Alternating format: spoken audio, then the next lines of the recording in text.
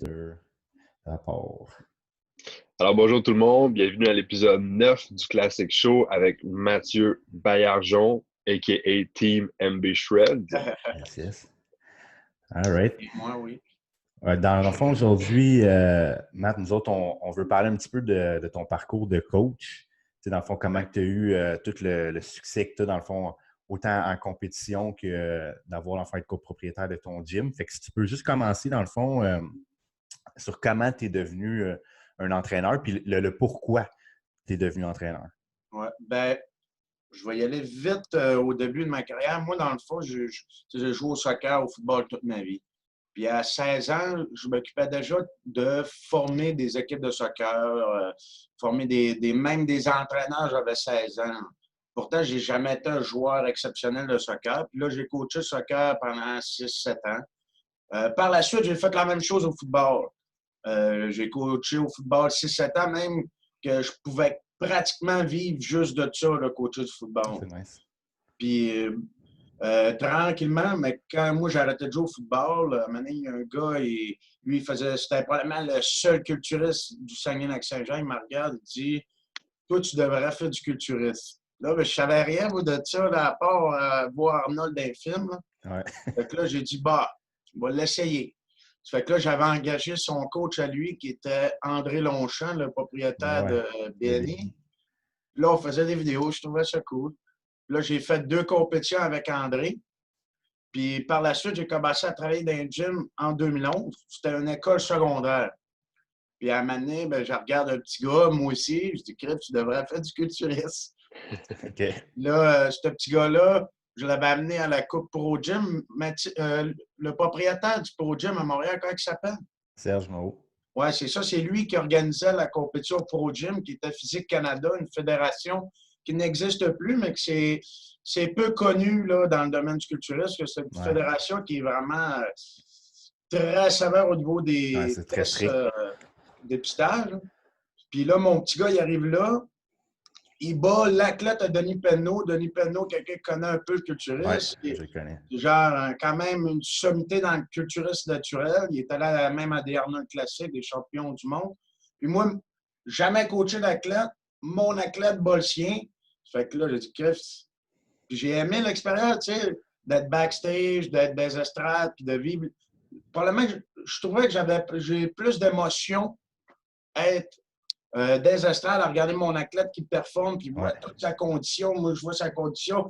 On dirait que c'est. Dans ma tête, c'est moi qui l'ai sculpté, qui l'ai formé. Ça fait que là, je suis vraiment fier. Ça fait que.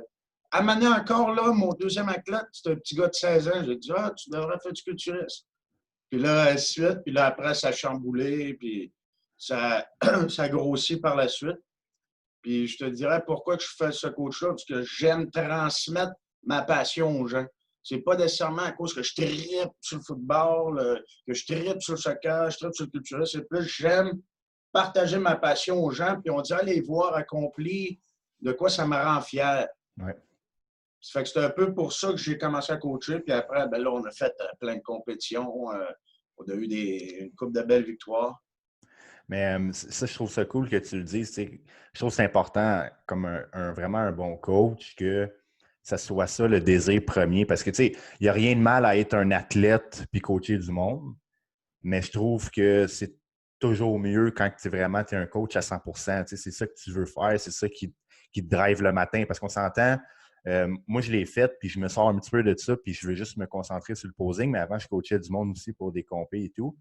Puis quand je me lève le matin, c'était plus comme, OK, mais qu'est-ce que je vais faire moi aujourd'hui pour être meilleur culturiste? C'était pas tant quand je me lève le matin, OK, mais qu'est-ce que je vais faire aujourd'hui avec mes athlètes pour qu'ils soient meilleurs? Oui, c'est ça. Puis moi, même vers la fin, là, je pense à tous les protocoles. Là. Ah, lui, je fais ça depuis 3 jours. Là, je fais rien que penser à ça. C'est sûr que si mettons, je serais un athlète en même temps qu'eux, je pense pas que je serais autant performant comme coach. Ouais, je pense aussi dans le fitness, ce qui arrive souvent, c'est qu'il y a beaucoup de coachs aussi qui sont juste money.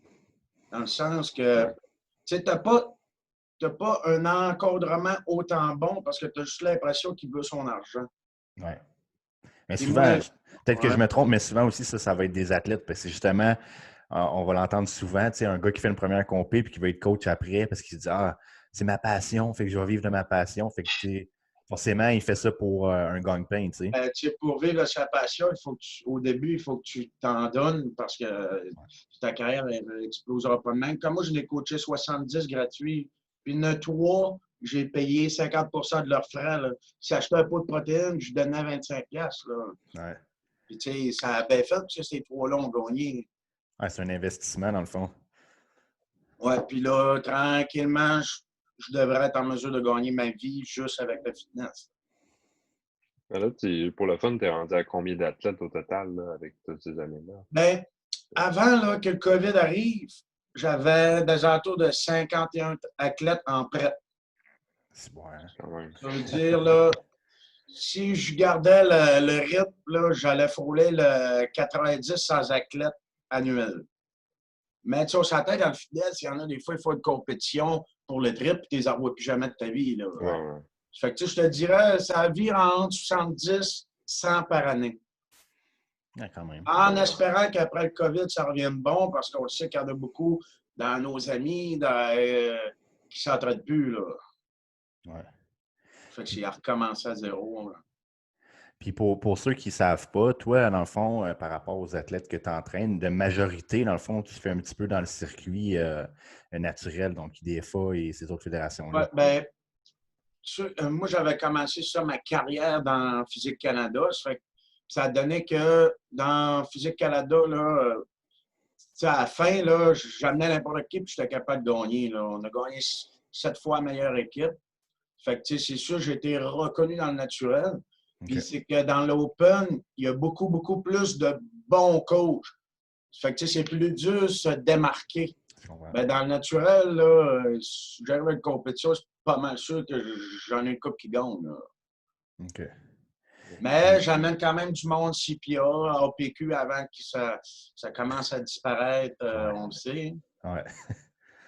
Ouais. Puis j'aimerais ça qu'on parle, moi, un petit peu parce que souvent, c'est des questions qui vont revenir. OK, c'est quoi la différence entre préparer un athlète qui va faire une compétition naturelle versus non naturelle? Fait que vu que tu fais les deux et tu le fais avec du succès dans le naturel, tu pourrais-tu un petit peu genre parler de la différence, s'il y en a, selon toi? Ben, j'ai l'impression, ça va paraître fou, là, mais j'ai l'impression qu'un naturel sèche beaucoup plus.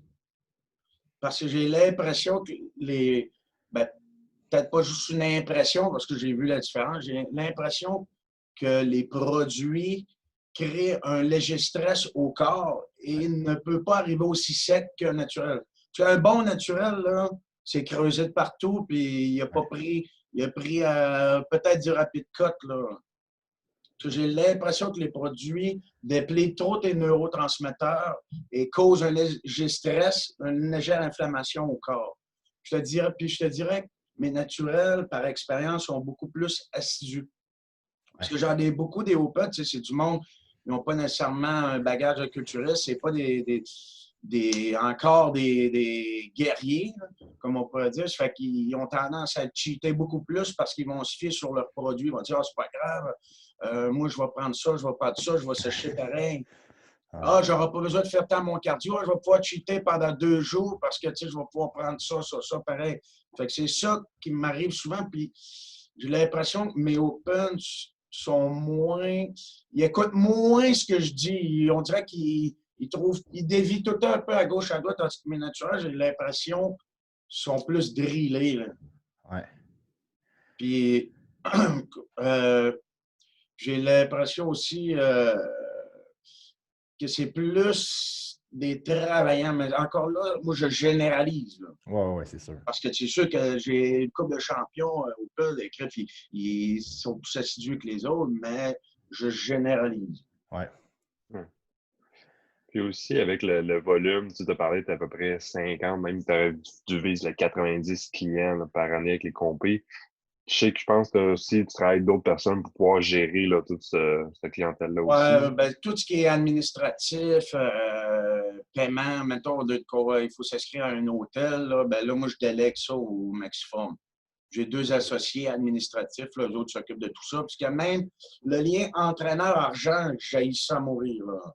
sais, mettons, le client, l'athlète, il manque 100$, c'est courir après, ça m'énerve. Fait que tout ce qui est administratif, je m'en occupe pas.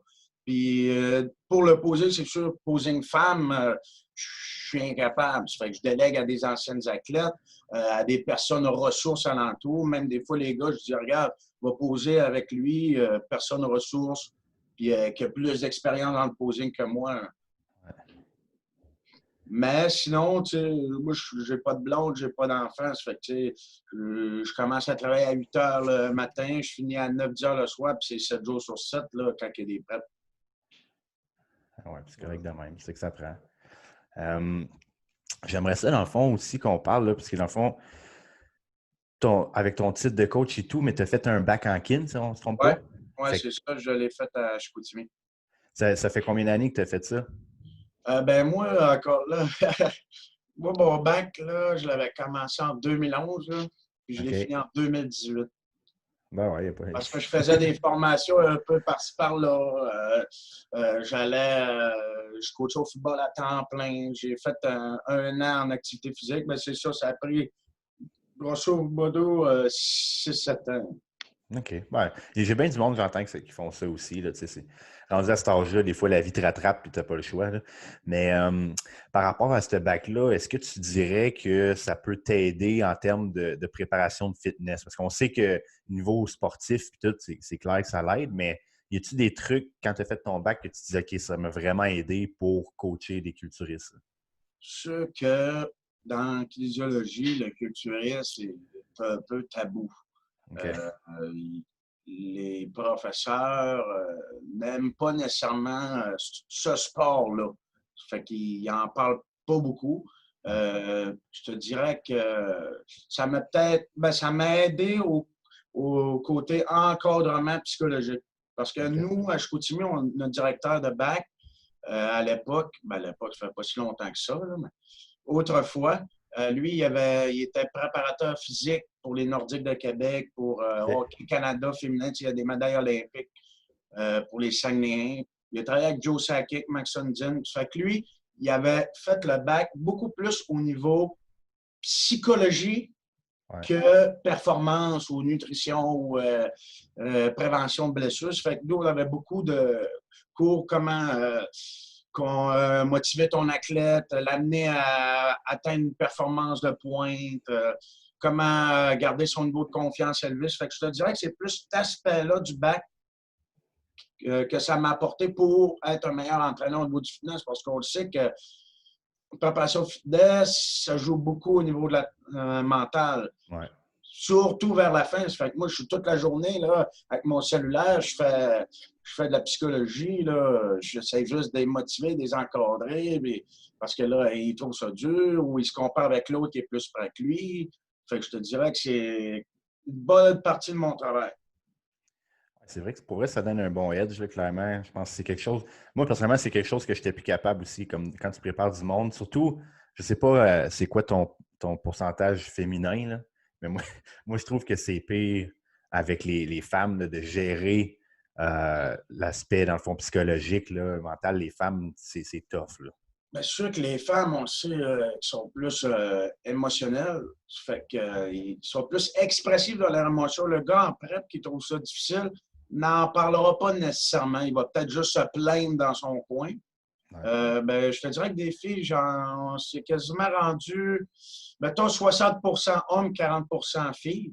Ça fait que puis souvent, c'est des personnes qui débutent puis qui n'ont pas toujours le physique de l'emploi. Ça fait que c'est encore plus difficile de travailler avec eux. Ça fait qu'ils trouvent ça encore plus dur également. Ça fait que, je te dirais qu'à la fin, là, quand j'avais 50 athlètes, à la fin, j'avais hâte que ça arrive. Je commençais moi-même à moins m'endurer. Ouais. C'est sûr. Clairement que c'est stressant un peu. Là. Parce que tu avais l'impression d'être débordé de problèmes. Ça fait que là, tu as l'impression que c'est rendu toi qui trouve ça dur.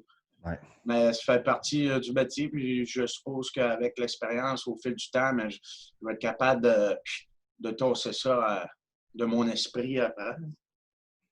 Ouais, puis aussi, moi, il y a une petite question qui m'intrigue, c'est que là, tu as quand même fait plusieurs choix avec plusieurs athlètes. Y a-tu des trucs ou des choses que tu as remarquées ou tu as réussi à améliorer avec le temps à force de faire des preps? Bien, Oui, c'est que moi, au début, là, j'avais utilisé un peu ce qu'André Longchamp m'avait fait.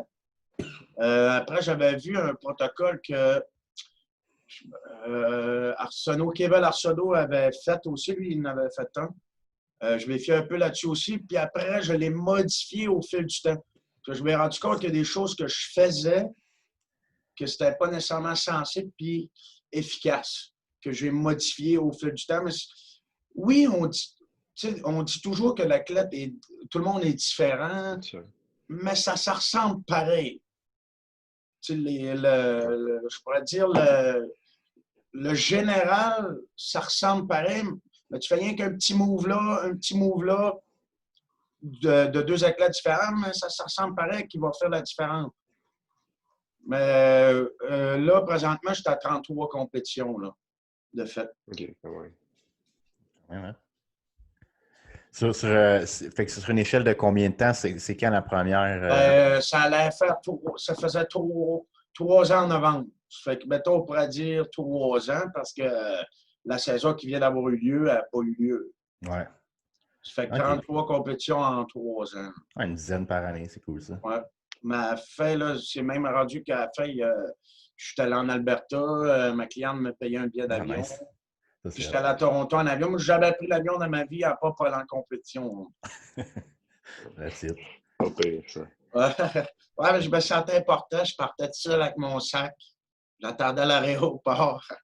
Je me fais même fouiller parce que j'avais des pinces pour le plier un petit peu. Ouais, Je c'est pense qu'en bon. Alberta, ils pensaient que c'était une arme. C'est quand même drôle. Je vais pincer du monde.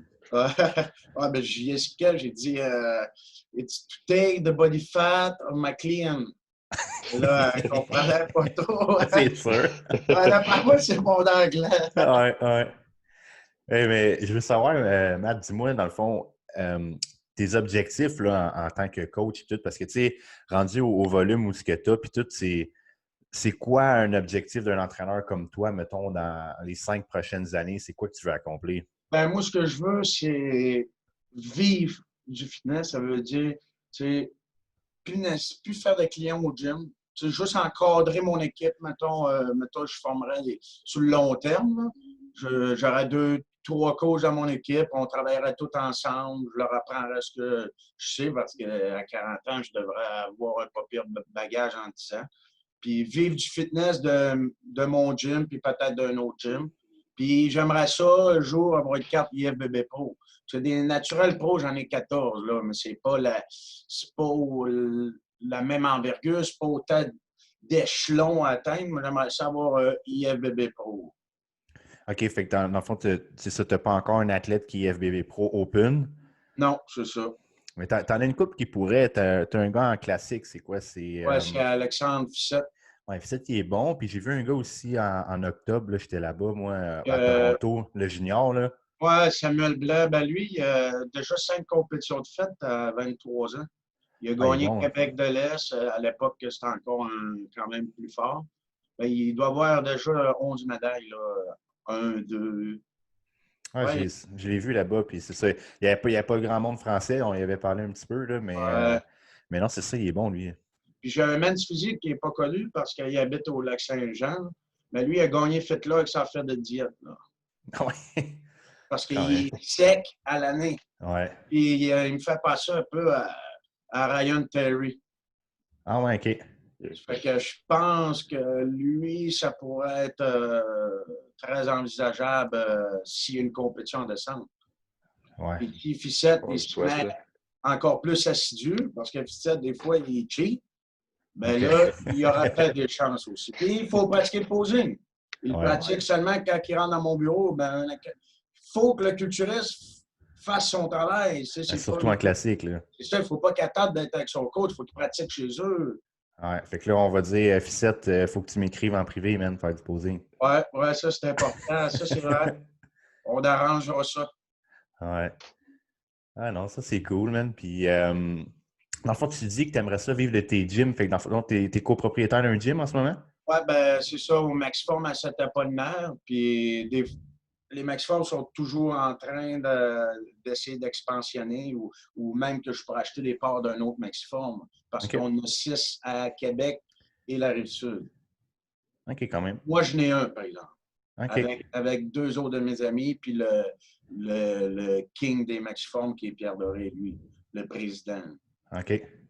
Ah, ça, c'est cool. Puis, ça serait pas pire de parler un petit peu de la situation des gyms à Québec. Tu sais, on voit un petit peu qu'il y a de la mobilisation pour faire la réouverture. Fait que, tu sais, vu que tu es quand même dans la région, as-tu des petits insights à nous dire là-dessus? Ou? Ben, je te dirais, ouais, je suis dans plusieurs groupes d'associations de propriétaires ou même Pierre Doré parle souvent avec d'autres propriétaires de gym. Ça m'étonnerait qu'il reste des gyms pas ouverts le 1er juillet. OK. Quasiment tous les propriétaires de gym veulent ouvrir d'ici le 1er juillet. Ça fait que le 29 juin, d'après moi, pratiquement tous les gyms vont ouvrir, sauf si on voit que le méga gym reçoit une amende de 50 000 parce que les autres ouvrent la semaine prochaine. Ben là, peut-être bien qu'on va faire wow. Ouais. Mais là, le gouvernement va quand même, tu sais, quand le méga gym, lui, c'est lui qui casse la glace. Ça va le faire réfléchir, le gouvernement, puis il va probablement prendre une décision dans des plus brefs délais parce que là, tout le monde attend pour ouvrir leur gym, puis ça s'en vient. Il faut juste préparer les trucs sanitaires, mais des trucs sanitaires, ça ne paraît pas. Là. Un gym, tout le monde sait que c'est pas super rentable, à moins d'avoir une administration de fou et des reins solides. Comme Exform, ça fait 26 ans. On en fait de l'argent parce que ça fait 26 ans. Ben, les trucs sanitaires, là, rien que pour cette époque-là, c'est 2 000 à 3 000 là. Puis on vient de perdre 200-300 membres, puis des revenus à plus finir. Là. Ouais. Mais tu sais, ce serait pas pire qu'on en parle, surtout vu que toi, tu es comme vraiment dedans, mais tu sais, depuis tout ça, que la réouverture de, mettons, les restaurants, les carrefours, puis surtout, moi, ce qui me fait capoter, c'est, mettons, des magasins de linge. Ah, ouais. En termes de gym, les mesures sanitaires, là, tant qu'à moi, sont bien mieux que dans un magasin de linge. Là. Sont pas mal plus sévères. Puis on s'entend que, mettons, dans un magasin de linge, là, il va peut-être passer 2000 personnes par jour. Nous autres, dans notre gym, là, peut-être gros max 300 personnes par jour. Ouais. Nous autres, à cette époque-là, c'est à coup de 30, 40 personnes dans le rush. Là. Fait que, en plus, nous autres, c'est tout le temps le même monde. Nous autres, c'est 2000 personnes différentes par jour. Ça fait qu'à la fin de la semaine, c'est quoi? Ils ont vu 15 000 visages. Ouais. Nous autres, on a vu 200. C'est ça. Ça que le gouvernement ne sait pas c'est quoi un gym. Il pense qu'on se sue dessus et qu'on se crache dessus. Oui, littéralement. Même au milieu de la santé, les professionnels de la santé ne reconnaissent. Oui, ils reconnaissent, mais on dirait qu'on est leur inférieur. Ouais. On dirait qu'un kinésiologue, c'est. Bah, pour eux autres, c'est pas un professionnel de la santé. Ils ne reconnaissent pas notre métier. Oui, ils le reconnaissent dans les livres. Ils disent oui, ils savent que l'activité physique, c'est bon. Mais pourquoi ils ne le prônent pas dans ces moments difficiles? Quelqu'un qui s'entraîne, là, on le sait tous, là, selon les stats, là, il ne pognera pas le COVID à moins d'être badlocké. Ouais. Puis, c'est quoi que le monde font en ce moment, mes clients, là, ils ont tous pris du poids. Là. Fait que là, ils approchent tous de l'embonpoint 1, l'embonpoint 2, l'obésité. C'est qui attrape le COVID? C'est les obèses. Ouais. Et le monde qui ont des syndromes métaboliques, diabète type 2. Ça fait que là, ma clientèle qui est en forme, en 3 mois, ils ont détérioré. Ben là, ils ont peut-être la chance de l'attraper, le COVID. Ouais. On leur a juste reparler, là. Ouais, on a parlé des magasins de linge. Justement, j'y étais hier au Winners, puis la seule chose qu'ils faisaient, c'est qu'ils donnent un petit push de Purell dans les mains. Après ça, tout le monde touche à toutes les crochets. Oui, avec ça. Après, absolument rien. Tu t'essuies le nez, puis tu touches au... Nous autres, au gym, là, on a installé 8. On a à peu près 7000 pieds carrés. Là, on a 8 stations de nettoyage à machine et à main. Puis là, on va fournir des serviettes à tous les membres qui vont être obligatoires. On va mettre des stickers partout. C'est facile de nettoyer à mesure. C'est sûr qu'il va y avoir de la sueur, de la salive un peu, mais on nettoie à mesure. Puis en plus, on a le système immunitaire fort. Ouais. D'après toi, il va-tu avoir une mesure de consigne, mettons, un maximum de gens en même temps? Il y en a beaucoup qui pensent que oui, mais ça va être quand même assez dur à tolérer. Puis là, nous, on a déjà coupé notre chiffre d'affaires, on a déjà perdu des membres. Puis il va falloir limiter à l'heure. Ça va être difficile, mais on va le faire au début, ça, c'est sûr. Ouais. Mais je te garantis pas que ça va durer des mois et des mois. Là. Non, ça, je ne penserais pas non plus. Mais on le voit à des places comme, mettons, moi, il y a un gym que je suis au BC. Fait que c'est au Canada quand même. Puis je pense qu'ils ont comme 40 personnes qui peuvent avoir dans le gym en tout temps. Fait que ça dépend de ta superficie, dans le fond. Ouais, c'est ça, mais Puis attendre dehors le reste. Fait que mettons, il y a quelqu'un qui sort, tout ça. ouais, c'est ça. Ben, l'été, c'est pas trop plus ça. Ben, nous, on a passé un système, parce qu'on a quand même 7000 pieds carrés à 30, des alentours de 30 maximum. Puis chaque client va avoir une niche avec une carte puis un numéro entre 1 et 30. Puis là, on va tout à savoir comment il y a de monde dans le gym avec ce système-là. OK, ben ouais. Je pense que nous, ça se fait très bien. Mais le winner, la superficie, c'est immense. Comment? Puis, ils prennent pas, ils comptent pas le client. C'est qui dit qu'il n'a pas 90 dans le magasin ou 50. Ouais. Ouais, non, c'est C'est tout un débat, mais j'espère qu'un jour, les entraîneurs, les bons entraîneurs, puis les bons kinésiologues vont être beaucoup plus reconnus au niveau de la santé. Comme nous, là, en kinésiologie, c'est un bac, là, les régimes d'assurance, on peut faire des reçus d'assurance, mais les régimes d'assurance qui l'acceptent, et c'est quasiment 1 sur 10. Naturopathie, tu fais 100 lignes facilement, tu as quasiment 90-100% de toutes les questions parce qu'ils te donnent les réponses. Puis, tu es dans tous les régimes d'assurance. Je n'ai rien contre les naturopathes. Il y en a des excellents, mais la plupart sont mauvais. Puis, ils peuvent tous faire des reçus. Ça, je trouve que c'est pas équitable. Ah ouais, hein?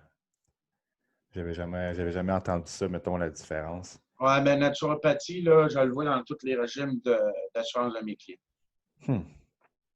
Puis on le sait, là, je suis sûr que tu as des amis qui ont fait la formation en ligne, sont naturopathes. Ouais, des fois, t'en as que tu vois que tu es comme douteux. Tu es comme Chris, me semble, un mois, il n'était pas naturopathe, puis là, il l'est. C'est pas... Moi, un vrai naturopathe, pour moi, c'est Vincent Comtois, c'est Mathieu Bouchard. Ouais. Et eux, je les considère les vrais, mais dans le domaine de l'entraînement, il y en a plein qui vont chercher ce titre-là pour leur donner une crédibilité envers le client. Ouais. Non, c'est vrai. C'est ça. Quand tu l'as juste pour le titre, c'est pas tant de baisse.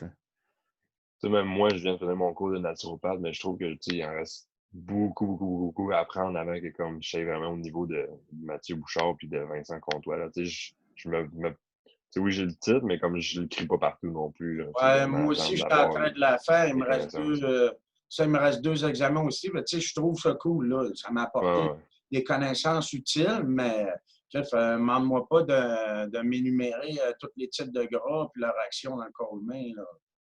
Je ne suis pas assez calé pour ça. Oui, mais en gros, je pense, on pourrait parler de ça brièvement, mais peu importe c'est quoi ton titre, je pense que c'est tout le temps la formation un peu en continu. Il n'y a rien qui. Tu n'as pas aucune profession ou cours qui va t'apprendre tout ce que tu peux apprendre. Ben, des fois, je regarde des amis dans le domaine. Moi, j'ai 12 formations, un bac, un certificat à l'université, puis je trouve tellement qu'ils connaissent plus de choses que moi. Je suis là, what? Il faut que je fasse une formation, Je cours les formations parce qu'eux autres, on dirait qu'on se challenge.